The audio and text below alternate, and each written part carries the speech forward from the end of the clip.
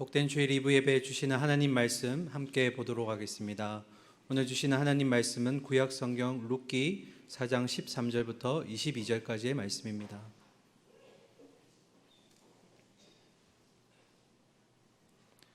구약 성경 406면에 있습니다. 룻기 4장 13절부터 22절까지 생명의 회복자라는 제목으로 담임 목사님 말씀 전해 주시겠습니다.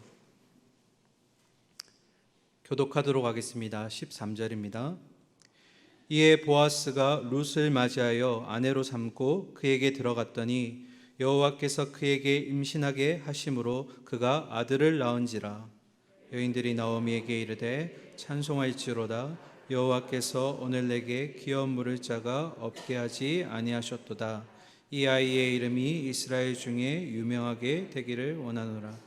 이는 내 생명의 회복자이며 내 노년의 복량자라. 곧 너를 사랑하며 7 아들보다 귀한 내 며느리가 낳은 자로다 하니라.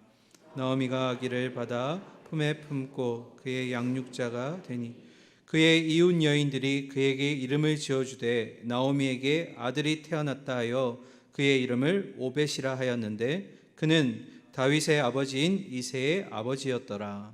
베레스에게 보는 이러하니라.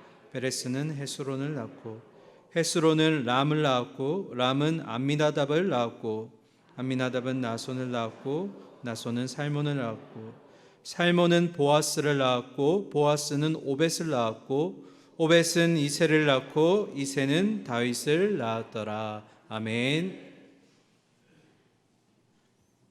할렐루야. 여러분, 우리 옆에 분들에게 이렇게 한번 인사하겠습니다. 감사 성도가 됩시다. 감사 성도가 됩시다. 한 번 더 인사하겠습니다. 감격 성도가 됩시다. 감격 성도가 됩시다. 한 번 더 하겠습니다. 감탄 성도가 됩시다. 감탄 성도가 됩시다. 여러분, 우리 하나님은 감사하는 자들에게 감격의 은혜를 주실 것이고 감격하는 성도들에게 감탄의 은혜를 주실 줄로 믿습니다. 우리 한동안 요걸로 고백을 할 텐데요.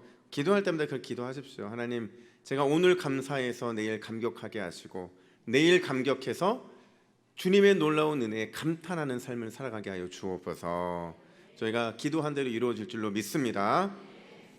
소설가이고 또 문화평론가이면서 기자였어요.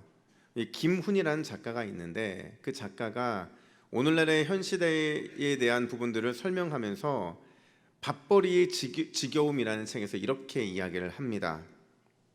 밥에는 대책이 없다. 한두 끼를 먹어서 되는 일이 아니라 죽는 날까지 때가 되면 반드시 먹어야 한다. 이것이 밥이다. 이것이 진절이 나는 밥이라는 것이다. 예수님이 밥벌이에 대하여 말씀하시기를 하늘을 나는 새를 보라. 씨 뿌리지도 않고 거두지도 않거늘 하늘에 계신 아버지께서 먹이시느니라고 하셨다지만 나는 이 말을 믿지 못한다. 하나님이 새는 맨입에 먹여주실지 몰라도 인간을 맨입에 먹여주시지는 않는다. 친구들아, 밥벌이에는 아무 대책이 없다. 이걸 잊지 말고 또다시 핸드폰을 차고 거리로 나가서 꾸역꾸역 밥을 벌자. 무슨 돌이 있겠는가? 아무 돌이 없다. 제가 이 글을 읽다가 제가 김훈 작가를 그렇게 좋아하는 것은 아니지만 그의 몇 권의 책을 보면서 참 단어를 쓰는 걸 너무 잘 써서 제가 이 책을 좋아했는데 이 부분을 딱 보다가 갑자기 제가 화가 나는 거예요. 신앙인의 관점으로 화가 나는 거예요. 여러분, 하나님께서 하늘을 나는 새도 먹여주신다고 한다면 자기 형상으로 만든 최고의 걸작품 누구예요? 우리 인간들을 먹이시는 것, 그건 당연히 반드시 해주시는 일인 줄로 믿습니다. 근데 이걸 못 믿는 그의 이 태도가, 물론 예수님을 믿는지 안 믿는지는 모르겠지만 아니면 강조하기 위해 그런 말을 했는지는 모르겠지만 제 마음에 화가 생기는 거예요. 우리는 늘 입버릇처럼 이렇게 말하잖아요. 모든 것은 하나님께서 책임져 주실 것이다. 늘 위기 때마다, 아니 위기가 아니라도 일상 속에서도 우리는 늘 기도할 수 있는 이유는 모든 것은 하나님께서 책임져 주실 것이라는 그 믿음의 확신이 있기 때문에 그런 거 아닙니까? 이런 이 글을 제가 접하면서 제 영적인 자존심에 이 스크래치가 생기더라고요. 야, 이거 진짜 내가 이걸 제대로 보여줘야 되는데 이런 생각이 드는데 여러분 진짜 근데 솔직하게요. 진짜 솔직하게 우리 가끔 이 믿음에 의심이 생길 때 있잖아요. 그죠? 저만 그렇군요. 예. 우리 가끔 하나님께서 모든 것 책임져 주신다는 거 믿고 확신하면서도 꼭 내 삶에 보면 하나님이 진짜 그런 것 같지 않은 것 같은 그런 의심이 생길 때가 있잖아요. 언제요? 일이 잘 안 풀릴 때. 그러니까 나는 하나님의 뜻이라고 확신하고 이 일을 추진해 왔는데 하나님께서 우리의 입에 밥을 먹여주시지 않는 것처럼 느껴질 때, 그럴 때 우리는 이런 의심이 생깁니다. 또 언제 이런 의심이 생깁니까? 죽으라고 밥벌이 하며 살아가고 있는데 나 혼자 그러고 살아가고 있는 거예요. 하나님은 내 삶에서 어떤 특별한 흔적이나 어떤 그런 도움의 손길이 주시는 것처럼 느껴지지 않을 때 우리는 이런 의심을 하게 됩니다. 심지어 나 혼자 이 고난의 이 밥벌이 현장 한가운데 있다고 느껴질 때 외롭거든요. 그때 우리는 이런 의심이 생길 때가 있습니다. 여러분 사실 룻기의 여주인공 두 여주인공이 나오는데 나오미와 룻의 상황이 그랬잖아요. 하나님은 모든 것을 책임져 주신다. 이게 특별히 나오미의 마음에는 변치 않거든요. 근데 늘 그런 신앙교육 속에서 절대 하나님은 자기 백성을 포기하지 않으신다. 항상 좋은 것으로 채워주신다. 항상 우리를 실망시키지 않을 것이다 라는 그 믿음으로 훈련받았고 또 그렇게 가정교육 받았음에도 불구하고 그가 10년 동안 설상가상의 고난을 받으니까 그게 흔들리는 거예요. 그냥 단순히 기근을 피해서 모압 땅으로 간 것뿐인데 모압 드림이 완전히 산산이 부서지는 것은 물론이고 타국에서 남편 엘리멜렉뿐만 아니라 두 아들 말론과 기로를 모두 잃고 말잖아요. 그냥 밥에 대책이 없어서 떠났을 뿐인데 이제는 밥그릇 자체가 사라질 운명에 처한 그런 여인의 그 상황을 우리가 보게 되잖아요. 그런 그녀의 마음이 어쩌면 그 당시에 그 시대에 김훈이 있었으면 김훈이 말하고 있는 하나님이 새는 맨입에 먹여주실지 몰라도 인간을 맨입에 먹여주시지는 않는다. 이 말이 공감이 됐을 것 같아요. 왜냐하면 실제로 그녀가 경험했던 그 순간은 그랬거든요. 여러분 우리가 믿음 가운데 살아가지만 여전히 의심과 불안으로 방황할 수 없는 그런 존재들인 것은 사실이잖아요. 그런 나약한 존재들이 우리들인데 근데 여러분 제가 성경을 보면서 어떤 생각이 드냐면 그런 나약한 존재가 우리만은 아니더라고요. 특별히 여러분 룻기의 배경이요 사사시대잖아요. 여러분 사사시대가 말이 사사시대지 통치자가 있었던 게 아니에요. 간헐적인 통치자가 있었고 새로운 땅에 적응해야 됐고 그리고 그곳에서 나름 살려고 몸부림치는 현장이었는데 근데 참 신기하게도 이 사사시대의 하나님의 특별한 어떤 하나님의 현상이라든지 하나님의 임재의 나타남들이 그렇게 많이 나타나지는 않았다는 겁니다. 그러니까 얼마나 척박했습니까?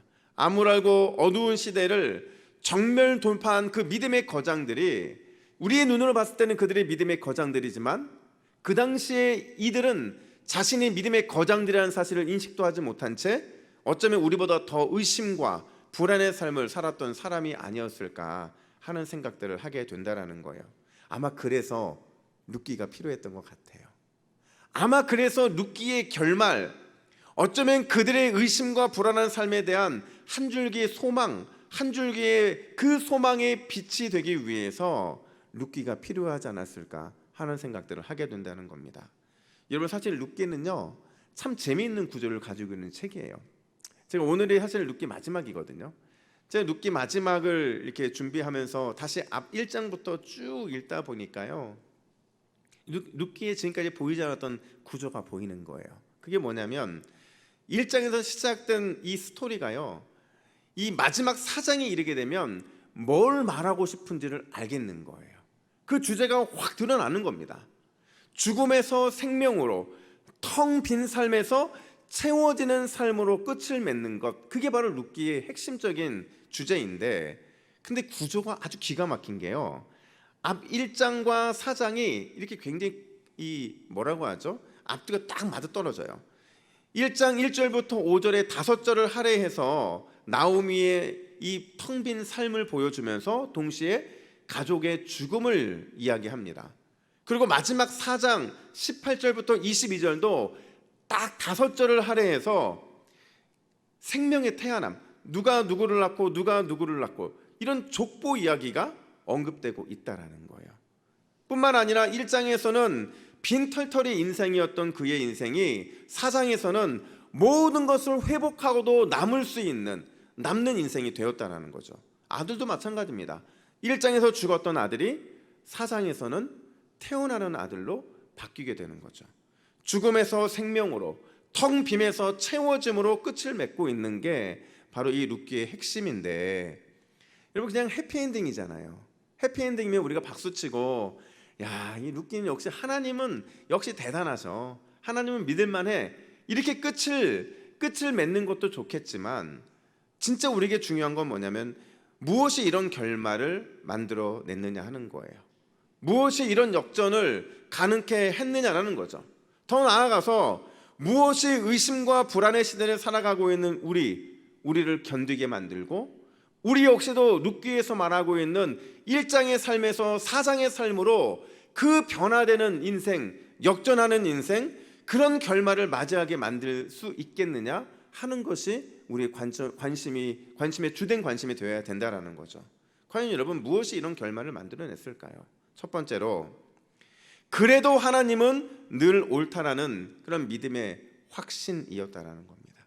그래도 하나님은 늘 옳다. 여러분 오늘 우리가 읽지는 않았지만 우리가 읽은 본문 바로 앞에 내용들을 보면 기업 물을 자에 대한 이 법적인 절차가 진행이 됩니다. 이 법적인 절차는요, 레위기 25장 49절에 보면 율법에 의해서 그 서열이 규정돼 있어요. 제일 먼저는 누가 기업 물을 수 있느냐? 부계, 그러니까 아버지 쪽의 삼촌이 먼저 그 책임을 다해야 됩니다. 그리고 삼촌이 없다면 그 다음에는 삼촌의 아들들, 그리고 다른 친척 순서로 이렇게 진행이 됐다는 겁니다. 그러니까 오늘 본문 이야기를 쭉 보다 보니까 보아스는 기업 물을 자의 1순위는 아니었던 것 같아요. 본문에 기업 물을 우선순위에 또 다른 친척이 등장을 하는데 그 친척의 등장에 대해서 1절은 이렇게 묘사합니다. 우리 1절 말씀을 같이 읽습니다. 시작. 보아스가 정문으로 올라가서 거기에 앉아 있더니 마침 보아스가 말하던 기업 물을 자가 지나가는지라. 보아스가 그에게 이르되 아무개여 이리로 와서 앉으라 하니 그가 와서 앉으매. 아멘. 여러분 읽으면서 좀 이상하지 않으셨어요? 여러분 룻기의 핵심은 뭐냐면 기업 물을 자예요. 고일제도. 그게 결국에는 신약에 오실 예수님, 우리의 고일이 되어 주셔서, 우리의 기업 물을 자가 되어 주셔서 십자가를 통해 죄 사함을 우리에게 선물로 주시는 분, 그분을 설명하기 위한 하나의 브릿지인데, 이 룻기의 기업 물을 자를 언급하고 있는데 그것도 1순위를 언급하고 있는데 그의 이름이 어떻게 표현되고 있습니까? 아무개로 표현되고 있습니다. 신기하죠? 아니 이렇게 중요한 역할을 감당하는 1순위가 등장을 했는데 그 사람의 이름이 아무개, 즉 익명으로 표시되고 있다는 겁니다. 그래서 많은 사람들이 여러 가지 추측을 하는데 어떤 사람은 보아스가 그의 이름을 몰랐기 때문에 그렇다고 얘기를 해요. 그럴 수 있죠. 근데 친척이잖아요. 친척인데 어떻게 이름을 모를 수 있겠어요? 또 어떤 사람은 기업 물을 자가 의무를 다하지 않는 것 때문에 나중에 이제 후손들이 두고두고 명예가 실추될까 봐 이름을 일부러 색자했다, 이런 논리를 펴기도 하고, 또 어떤 분들은 중요하지 않은 인물을 처리하는 방법이 뭐냐면 이름을 밝히지 않는 겁니다. 그러니까 그 익명에 따라서 그렇게 했다는 것은 굳이 그 이름을 드러낼 만큼 중요한 인물이 아니었기 때문에 그렇다라고 또 추측을 하기도 해요. 과연 진짜 그 이유가 무엇일까? 제가 결론적으로 말씀드리면 그의 이름이 언급되지 않는 그 이유는 그가 보이고 있는 태도에 대한 일종의 책망입니다. 그의 지금 보이는 이 태도에 대한 책망이에요. 자, 오늘 본문에서 그의 말과 태도가 어떻게 변하는지 보세요. 4절 하반절 보면 보아스의 말을 듣고 그가 이렇게 대답하는데, 그가 이르되 내가 물으리라 하는지라. 내가 기업 물으는 그 일을 감당하겠다는 겁니다. 왜 이런 말을 하냐면요, 그 앞에 내용들을 쭉 보시면 그의 귀에 가장 많이 들렸고 가장 기억에 남을 만한 단어 하나가 있었는데 바로 땅이었어요. 땅, 밭. 그러니까 이 엘리멜렉이 팔고 떠났던 그 땅, 엘리멜렉의 소유일 수밖에 없는 그 땅 얘기를 들으니까 내가 이걸 소유하면 좀 도움이 되겠다는 생각을 한 겁니다. 근데 여러분, 그의 태도가 갑자기 6절 하반절에 돌변하는데 뭐라고 말하냐면, 내가 물을 것을 내가 물으라, 나는 물으지 못하겠노라 하는지라. 도대체 무슨 일이 있었기 때문에 그가 이런 태도를 변하는 것일까? 그 이유가요, 그의 속마음이 6절 중반절에 이렇게 말하는데, 나는 내 기업에 손해가 있을까 하여. 무슨 말이에요? 공동 번역은 이걸 이렇게 설명합니다. 그랬다가는 내 재산만 손해를 보게 되겠군. 그럴 수는 없어. 그러니까 그 계산기를 두들겨 본 겁니다. 땅 얘기 들을 때는 좋았는데 앞으로 자기가 이 계대 결혼을 통해서 책임져야 될 사람이 모함 여인이고, 그리고 모함 여인뿐만 아니라 그에게 아이를 낳게 되면 그 아들이 결국에는 자기의 이 유산을 나눌 수밖에 없는 그런 사람이 된다는 것을 깨닫고 나니까 자신의 손해를 감수하면서까지 기업을 물고 싶지 않았던 거예요. 여러분, 그럴 수도 있는 게요, 당시 유대 사회에서는 기업 물을 권리를 포기하는 것이 그렇게 큰 범죄가 아니었습니다. 아니, 범죄가 아니고요, 큰 문제조차 되지 않았다는 거예요. 그러니까 스스로 기업 물을 권리를 선택하든지 아니면 포기하든지, 이거는요 여러분, 본인이 선택할 사항이지 누가 감나라 배추나라 할 수 있는 상황이 아니라는 겁니다. 중요한 것은 기업을 물으는 것을 포기했다고 해서 절대로 누군가가 비난을 하거나 심지어 그 사람에게 손가락질하면서 그 가정이 두고두고 불명예가 되지 않았다는 거예요. 왜냐하면 이 기업 물은다는 이 율법의 조항이 당시 사람들에게 있어서는 그냥 권고사항처럼 느껴졌던 거예요. 형식적인 규칙이었던 거죠. 의무사항이 아니었다는 거예요. 자, 여러분, 그렇다고 한다면 생각해 보세요. 의무사항도 아니고 권고사항인데, 그것도 1순위도 아니고 그냥 뭐 반드시 해야 될 의무도 아닌데 지금 누가 그 기업 물은 일을 하고 있습니까? 보아스가 하고 있는 거예요.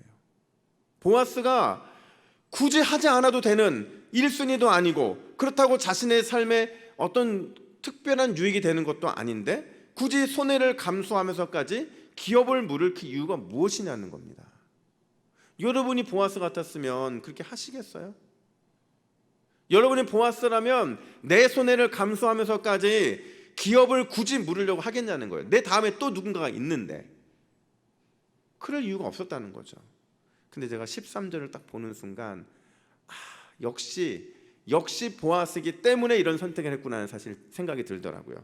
여러분, 13절 말씀을 우리 같이 함께 읽습니다. 시작. 이에 보아스가 룻을 맞이하여 아내로 삼고 그에게 들어갔더니 여호와께서 그에게 임신하게 하심으로 그가 아들을 낳은지라. 아멘. 여러분, 이 13절 말씀이 정말 중요한 말씀인데 두 가지가 중요한데, 하나는 13절에서 그리고라는 접속사가 5번이나 쓰이고 있다는 거예요. 그리고 또 하나는 그래서 그 결과의 주체가 어디로 귀결되느냐? 여호와라는 단어에 귀결된다라는 겁니다. 그래서 여러분, 원문 그대로 오늘 본문을 해석해 보면 이런 겁니다. 그리고 보아스가 룻을 맞이했다. 그리고 아내로 삼았다. 그리고 그에게 들어갔다. 그리고 여호와께서 임신하게 하셨다. 그리고 그가 아들을 낳았다. 무슨 말이냐면요, 연속된 사건의 나열을 통해서 결과적으로 그렇게 될 줄 알았다라는 내용을 암시해주고 있는 거예요. 아들을 낳을 것을 보아스는 확신했다는 거예요. 어떻게 해요?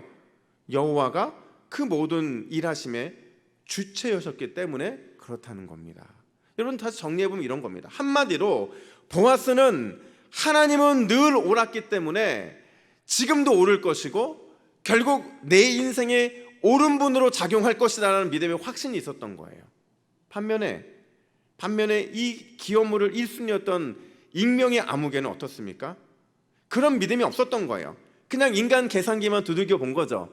계산해 보니까 이게 나한테 이득이 된다, 이득이 되지 않는다를 두들겨 볼 뿐만이지 하나님의 모든 일의 주체이심을 믿지 않았고, 그래서 결국 늘 모든 하나님의 뜻은 옳을 수밖에 없다라는 이런 고백적 신앙의 삶을 살 수 없었다는 겁니다.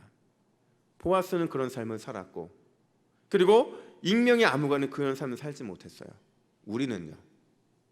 저와 여러분들은 그래도 하나님은 늘 옳다라는 이 믿음으로 살아가고 있느냐라는 겁니다. 이 믿음이 텅 빈 삶에서 채워진의 삶으로 나타나게 되는 너무 중요한 이 터닝 포인트가 되는데, 과연 우리는 그 하나님이 그래도 옳다라는 이 믿음으로 살아가고 있느냐라는 거예요. 지난주에 저희 아들이, 저는 제가 직접 들은 건 아닌데 저희 아내한테 속상한 얘기를 하더래요. 교회 갔다 오고 나서. 그래서 무슨 일이었냐 했더니 본인이 이제 교회를 왔는데 그날 따라서 저희는 헌금을 본인 용돈으로 드려요. 그러니까 저희 아들이 이제 헌금을 이제 가지고 와야 되는데 깜빡 잊고 안 가져온 거예요. 근데 이제 호주머니에는 헌금으로 예비했던 돈이 아니고 자기가 그냥 비상금을 갖고 다녔던 10,000원짜리 하나가 있는 거예요. 그러니까 헌금 시간에 헌금이 다가오는데 갈등이 되는 거예요. 그래도 여러분, 목사 아들이라고 했습니다. 했는데, 근데 이게 여러분 얼마나 본인이 갈등이 됐겠어요. 계산기를 두들겨 보면 자기가 정한 것보다 더 많이 드리면 여러분 얼마나 손해예요. 자기가 자기 용돈 갖고 헌금을 드리는데, 그러니까 자기가 호주머니에 넣었다 뺐다 하면서 막 만지다가 결국에는 그 10,000원 헌금을 드렸는데 그게 서운하다는 겁니다. 속상하고. 그래서 집에 와서 내가 돈을 챙기지 못해서 10,000원을 헌금했다고. 근데 여러분, 이 일 역시도 하나님의 뜻이라고 저는 확신합니다. 그 갈등은 누구나 한 번쯤 경험하거든요. 목사인 저도 그런 갈등을 하고, 또 늘 직분자인 여러분들도 그런 갈등을 할 때가 있잖아요. 믿음으로 결단하기는 하지만 이게 과연 옳은 것인가, 이게 과연 진짜 하나님이 옳다는 이 모든 과정들을 인도하셨다라는 확신이 우리 안에 있는가, 늘 우리는 그런 고민들을 하게 되잖아요. 근데 여러분, 그 일들을 통해서도 하나님은 반드시 옳은 분으로 나타날 줄로 믿습니다. 여러분, 최근 제가 멀리서 찾아온 손님이 계셔서 대접할 일이 있어서 그냥 부산대 근처에 있는 스시집을 방문을 했어요. 여러분, 부산 오면 무조건 스시죠, 그죠? 그래서 이제 부산에서 먹는 이 초밥을 제가 좀 해주고 싶어서, 비싸지도 않은 곳이었어요. 근데 이제 거기가 특별한 게 이렇게 원탁으로 되어 있는, 이렇게 동그랗게 되어 있고 그 안에 셰프가 그 안에서 이 스시를 해서 이제 각각 넘겨주는 거예요. 그래서 이 하나씩 먹고 기다렸다가 또 하나 먹고 이런 순서였거든요. 근데 제가 그 다음 초밥을 기다리고 있는데 자꾸 제 귀에 반복해서 들리는 소리가 있었어요. 그게 뭐냐면 오마카세 이런 말이었어요. 저 어떻게 알아요, 이 말의 뜻을? 그래서 왜 오마카세 하나 찾아보니까 또 오마카세라고 들리지도 않아서 제가 오마카세 뭐 다 찾아봤어요. 근데 오마카세더라고요. 그러니까 주문할 때 손님이 주문을 하면 주방장이 오마카세 이렇게 하고 서로 화답을 하는 겁니다. 이게 일본어로 무슨 뜻이냐면 맡기다라는 뜻이에요. 우리나라 바꿔 말하면 마음대로 주십시오, 당신 마음대로 주십시오, 이런 말이거든요. 제가 이 얘기를 들으면서 왜 오마카세를 반복할까? 우리는 분명히 주문만 했을 뿐인데 왜 그럴까? 그 초밥집이요, 여러분, 절대로 어떤 초밥을 달라고 주문할 수가 없습니다. 그날따라 다른 거예요. 그러니까 뭐냐면요, 셰프가 그날 들어오는 최상의 재료를 엄선해서 본인이 추천한 특별한 음식을 주문하면 결코 후회하지 않을 것이라는 확신, 그 확신으로 우리는 주문을 하는 거고, 그들은 맡겨주신 것에 대한 반응으로서 오마카세 이렇게 하는 겁니다. 여러분, 우리 하나님 나라의 백성들에게 필요한 자세, 그게 바로 오마카세입니다. 이거를 어떤 일본인에게 물어보니까 이렇게 설명하더라고요. 휴 예스니 오마카세. 휴 예스니 오마카세. 무슨 뜻이냐면 예수님께 맡기라는 겁니다.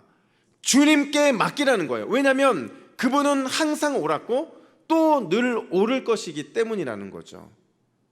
때로는 우리가 기업 무르는 것처럼 우리의 삶에 주님께 맡기는 것이 손해가 되는 것처럼 느껴질 수 있고 불편하기도 하고 심지어 희생을 치러야 하는 것일 수도 있어요. 근데 여러분, 주님께 맡겨보십시오. 주님께 맡기면 결코 후회하지 않게 되는 줄로 믿습니다. 여러분, 우리가 인생의 반전이 일어나지 않는 이유가 뭔지 아세요? 이 맡기는 이 결단에서 우리의 삶으로 이어지지 못하기 때문에 그런 겁니다. 룻기는 그걸 보여주는 거예요. 사사시대의 이 암울한 시대를 살아가면서 한번 맡겨보라는 겁니다. 여전히 사사시대와 같은 시대를 살고 있는 우리에게도 동일하게 맡겨보라는 겁니다. 맡길 때 비로소 우리의 인생은 후회하지 않는 주님의 채워주심으로 가득 차고 넘치게 될 줄로 믿습니다. 그 믿음을 소유하는 저 여러분들 되어야 될 줄로 믿습니다. 뿐만 아니라 두 번째로 오늘 본문은 뭘 얘기하느냐? 형언할 수 없는 하나님의 은혜에 대해서 갈망해야 된다. 형언할 수 없는, 말로 표현할 수 없는 하나님의 은혜를 날마다 갈망하는 삶을 살아야 된다라는 거예요. 여러분, 오늘 사실 이 본문은 17절에서 딱 마무리되는 게 굉장히 자연스러워요. 왜냐하면 17절에 마무리되면 어떻게 나타나냐면 하나님의 은혜로 룻과 보아스 그리고 나오미가 오벳과 함께 오래오래 아주 행복하게 잘 살았더라. 지난주 제가 한번 말씀드린 적이 있잖아요. 이렇게 끝이 나면 동화같이 끝이 나는 이야기인데 갑자기 18절부터 22절에 족보 이야기가 등장을 하는 거예요. 굳이 필요도 없는 족보가. 왜 이런 족보가 갑자기 이 안에 들어왔을까? 또 한편으로 보면 어떤 질문이 생기냐면, 여러분, 이 족보는 원래 믿음으로 거슬러 올라가면 믿음의 조상부터 시작이 되는 게 맞잖아요. 누구예요? 아브라함과 이삭과 야곱과 요셉으로 이렇게 쭉 내려오는 믿음의 계보를 쫙 설명해 줘야 되는데, 오늘 이 계보의 시작이 누구로 시작될까요? 베레스부터 시작이 됩니다. 왜 굳이 베레스부터 시작하는 이 족보를 보여주고 있는가? 여러분, 결론부터 말씀드리자면 이 족보는요, 형언할 수 없는 하나님의 은혜를 설명해 주는 족보입니다. 말로는 설명이 안 될 만큼 놀라운 은혜가 숨겨져 있는 족보라는 거예요. 여러분, 족보에 등장하는 이름들을 보세요. 베레스, 헤스론, 람, 암미나답, 나손, 살몬, 보아스, 오벳, 이세, 다윗. 여러분, 베레스부터 시작한 이 족보가 다윗까지 이어지고 있는 것을 보게 돼요. 10대에 걸친 계보거든요. 이게 보통 한 880년, 850년 정도 진행된 족보라고 한다면 아마도 모든 족보에 등장해야 되는 사람을 언급한 건 아닌 것 같아요. 어떤 특별한 이유가 있기 때문인 것 같은데, 특별히 베레스, 살몬, 오벳, 이 사람의 공통점이 굉장히 중요합니다. 이 사람의 공통점은 하나님의 은혜가 아니고서는 절대로 설명되지 않는 사람들이었다는 거예요. 그들이 들어가 있는 것만으로도 다른 사람들이 딱 보면, 와, 어떻게 들어갔지? 이거는 은혜로밖에 설명이 안 되는 거예요. 자, 보세요. 창세기 38장에 보면 베레스의 출생의 비화, 출생 과정이 등장을 하게 되는데, 여러분, 베레스가 어떻게 태어납니까? 그의 아버지, 그러니까 시아버지였던 유다와 창녀로 변장한 며느리 다말 사이에서 태어난 아이잖아요. 누가 보더라도 여러분, 베레스는 정상적으로 태어난 게 아닙니다. 공동체에서 이렇게 태어났다고 말하기조차 민망한 그런 과정을 통해 탄생한 게 바로 베레스예요. 그런 베레스가 누구의 선조가 된다고요? 다윗의 선조가 되는 겁니다. 또 여러분, 살몬은 어떻습니까? 살몬, 여러분, 보아스의 아버지가 살몬인데 이렇게 보면 별로 감각이 안 생겨요. 근데 마태복음 1장 5절 상반절 보니까 이렇게 말합니다. 살몬은 라합에게서 보아스를 낳고. 보아스의 어머니가 누구예요? 보아스의 어머니, 여리고의 기생이었던 라합이라는 겁니다. 여러분, 기생은요, 그 당시 이스라엘 백성들에게 있어서는 천대받는 직업이었어요. 공동체 안에 들어오는 것 자체로 사실은 어떻게 보면 금지되어 있는데, 근데 여리고성 무너지는데 결정적인 역할을 했다고 받아준 거거든요. 근데 이 여인이 결국에는 보아스의 어머니가 되었다라는 겁니다. 여러분, 룻과 보아스 사이에서 태어난 오벳은 제가 설명하지 않겠습니다. 비정상적인 출생이었죠. 천대받는 기생이었죠. 이스라엘의 천천지 원수였던 모압 여인이면서 과부였죠. 이런 이력을 가진 사람이 다윗의 계보에 들어가 있다라는 거예요. 더 궁극적으로는 예수님의 구속사의 계보에 들어가 있다라는 겁니다. 여러분, 이것을 절대적인 하나님의 은혜라고 말하지 않고 무엇으로 설명할 수 있냐는 거예요. 여러분 잘 들어보세요. 하나님의 은혜의 역사는 현재 지금 당장의 회복과 기쁨으로 끝나지 않는 줄로 믿습니다. 무슨 말이냐면 하나님의 은혜의 역사는 단지 룻과 보아스가 행복하게 잘 살았다는 것을 끝나는 것이 아니라 미래에 임할 더 큰 기쁨과 더 큰 영광을 기대하게 만든다는 거예요. 여러분 그런 의미에서 하나님의 은혜는 오늘보다 내일이 더 클 줄로 믿습니다. 현재보다 더 크고 더 놀라운 기적의 역사가 미래에 우리에게 일어나게 될 것이라는 거예요. 중요한 건 뭐냐면 우리가 이거를 기대하고 믿고 있느냐는 거죠. 그 믿음의 눈으로 우리가 바라보고 있느냐는 거예요. 형언할 수 없는 하나님의 은혜가 내가 지금 누리고 있는 이 은혜보다 더 크고 더 놀랍고 더 영광스럽게 우리를 기다리고 있다는 사실을 바라보고 있느냐는 거예요. 바라보면 우리의 삶은 차고 넘치는 하나님의 은혜의 보고가 될 것이고 은혜의 창고가 될 것이기 때문에 그렇다는 거예요. 여러분 제가 기도할 때 저는 하나님께 이렇게 기도합니다. 하나님, 우리 이 새벽에 나와 기도하는 성도님들의 기도에 하늘 창고를 열어달라고 저는 기도해요. 여러분 하늘 창고 열리는 거 경험해 보셨습니까? 여러분 기도할 때도 여러분 우리는 좀 과감하면서도 크게 기도해야 돼요. 하나님 요거 주세요가 아니고 하늘 창고 열리면 그 다 여러분 우리가 그 조그만 것보다 더 큰 것들이 우리에게 쏟아지기 때문에 그렇습니다. 제가 그렇다고 여러분 새벽 예배 나오라고 강조하는 건 아닙니다. 근데 새벽 예배 나오는 분들에게는 제가 그렇게 기도한다는 거예요. 은혜가 있으면 나오지 않는 분들도 그런 은혜를 받을 줄로 믿습니다. 근데 여러분 제가 룻기 설교를 준비하면서 그리고 계속 룻기를 설교해 가면서 늘 제 안에 떠나지 않는 CCM이 있었어요. 제목이 은혜라는 CCM인데 가사에 보면 이런 가사가 나옵니다. 내가 누려왔던 모든 것들이, 내가 지나왔던 모든 시간이, 내가 걸어왔던 모든 순간이 당연한 것 아니라 은혜였소. 아침 해가 뜨고 저녁의 노을, 봄의 꽃 향기와 가을의 열매, 변하는 계절의 모든 순간이 당연한 것 아니라 은혜였소. 모든 것이 은혜, 은혜, 은혜, 한없는 은혜. 내 삶에 당연한 것 하나도 없었던 것을 모든 것이 은혜, 은혜였소. 여러분, 우리의 삶에 은혜 없이 된 것은 아무것도 없는 줄로 믿습니다. 은혜가 우리를 여기까지 이끌었고 또 은혜가 우리의 미래를 반드시 채우고 열어주실 줄로 믿습니다. 우리의 삶에서 하나님의 은혜를 빼고 나면 아무것도 남지 않아야 돼요. 우리의 삶에서 하나님의 은혜를 빼고 나면 0이 되어야 되고 제로가 되어야 돼요. 왜요? 주님이 그 은혜를 위해서 오늘도 쉬지 않고 일하시기 때문에 그렇다는 겁니다. 이게 여러분 룻기의 주제예요. 룻기는 우리에게 은혜를 말하면서 동시에 우리가 그 은혜를 갈망할 때 우리의 그 은혜를 위해 쉬지 않고 일하시는 그 주님을 보여주고 있기 때문에 그렇다는 거죠. 여러분 말씀을 정리합니다. 16절 상반절에 보면 나오미가 또 룻이 받은 그 놀라운 은혜의 축복을 이렇게 설명하는데 이는 내 생명의 회복자이며, 이거를 공동 번역은 뭐라고 설명하냐면 살맛을 돌려주는 이라고 설명합니다. 또 표준세 번역에서는 생기를 찾아주는 입니다. 여러분 생명을 회복시켜주고 살맛을 돌려주고 생기를 되찾게 해주는 하나님의 선물, 그게 누굽니까? 오벳입니다.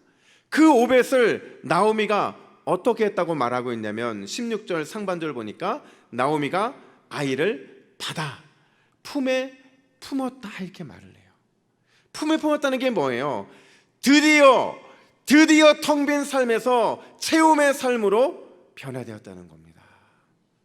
여러분 오벳의 이름이 불릴 때마다 어떤 느낌이었을까요? 오벳의 이름이 종, 섬김이라는 뜻이거든요. 아마 그 이름이 불릴 때마다 나오미와 룻과 보아스 그리고 자자손손 그 이름이 불릴 때마다 어떤 느낌이었겠어요? 섬기시는 하나님, 내 인생을 섬기시고 놀라운 은혜의 기적을 베풀어 주신 그 하나님이 떠오르지 않았을까요? 여러분 주님께서도 우리에게 그 5배의 축복을 주기를 원하신다라는 겁니다. 우리의 생명의 회복자 되어 주셔서 우리에게 살맛나게 해주시고 우리의 생기를 되찾아 주시는 그 놀라운 하나님의 은혜를 주기를 원하신다라는 거예요. 근데 최종 결론이 뭐냐면 누가 텅 빈 삶에서 채움의 삶이라는 기적을 경험할 수 있느냐 하는 거예요. 이 삶을 경험할 수 있는 사람은 그래도 하나님은 늘 옳다라는 그 믿음을 굳게 붙잡는 사람인 줄로 믿습니다. 뿐만 아니라 형언할 수 없는 하나님의 은혜를 갈망해야 된다는 사실을 늘 가슴에 품고 주님의 형언할 수 없는 하나님의 은혜만을 바라보며 달려나가는 그 사람이 최후의 주인공이 될 줄로 믿습니다. 이 놀라운 은혜가 이번 한 주간 우리의 삶에 넘치게 나타나기를 예수님의 이름으로 축복합니다. 아멘. 함께 기도하겠습니다. 하나님 아버지, 은혜와 사랑을 감사합니다. 흉년 인생을 살아가며 우리가 굳게 붙잡아야 하는 것은 그래도 하나님은 늘 옳다는 변함없는 믿음의 확신인 줄로 믿습니다. 그 믿음의 확신으로 형언할 수 없는 하나님의 은혜만을 갈망하는 이번 한 주가 되게 하여 주시고, 그런 우리의 이번 한 주가 텅 빈 삶에서 채워주심, 넘쳐나게 해주심의 주님의 은혜를 경험하는 은혜의 통로가 되게 하여 주시옵소서. 이 모든 말씀 우리의 유일한 소망이 되어 주시는 예수님의 이름으로 기도하옵나이다. 아멘.